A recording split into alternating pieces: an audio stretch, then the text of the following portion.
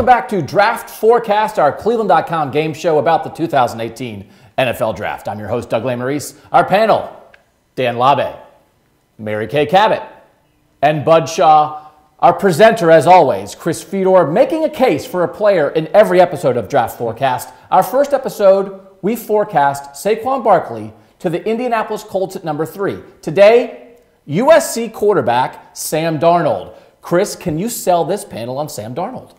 Well, Doug, I don't think he's the best quarterback in the class, but he's a quarterback, and those have value. And you know that NFL teams draft those high. Chris Fedor, good luck. Sell that player.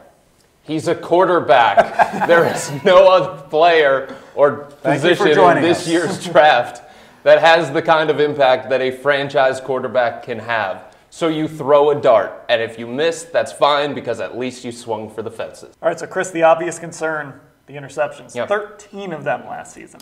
Yeah, probably too high. The thing that I think you guys have to figure out and NFL teams have to figure out, is this who he is? Was it poor decision making? Was it him trying to overcompensate, do too much at USC because he felt like he had to? Did his teammates let him down with drop passes that turned into interceptions? You know, Andrew Luck had this problem in college. Deshaun Watson had the problem at Clemson, and it didn't become too problematic in the NFL that the team couldn't overcome it.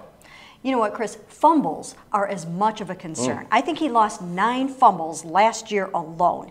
Now, I've been told that his hands might measure very small at the combine. If that happens, what impact will that have? Yeah, Mary Kay, I think every NFL team has a certain threshold with hand size that they're comfortable with. But me personally, when I look at quarterbacks, hand size is really down the list of traits that I want. Well, every NFL team has concerns about experience and how soon a guy is going to get ready to play. He's fairly new to the position. Should that be a concern for NFL scouts and general managers? I actually think teams are going to like that because they're going to see a moldable bowl of clay, a guy that they can get their hands on, that they can work with, and they're coaches for a reason. Not everybody comes into the NFL a ready-made prospect. Guys have issues, guys have flaws. It's up to the coaches in the NFL to get the most out of them.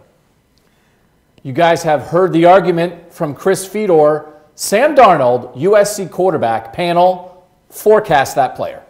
Here's why I like him at number 1. It's kind of what Chris got to on that last point. You bring him in, you put him in the right situation, put him in the right quarterback room, and mold him into the quarterback you want him to be for the next 10 years. I like him at number 1 for the Browns, too, if they bring in a veteran quarterback other than Brock Osweiler. How's that? Everybody on board with that? Yes. You know what? He is very young, and I think he will sit for at least 1 year, maybe even 2, because the Browns will bring in a veteran quarterback. For that reason, I would take him at number 1. Wow, looks like we have some agreement on the panel. Chris, you did such a good job.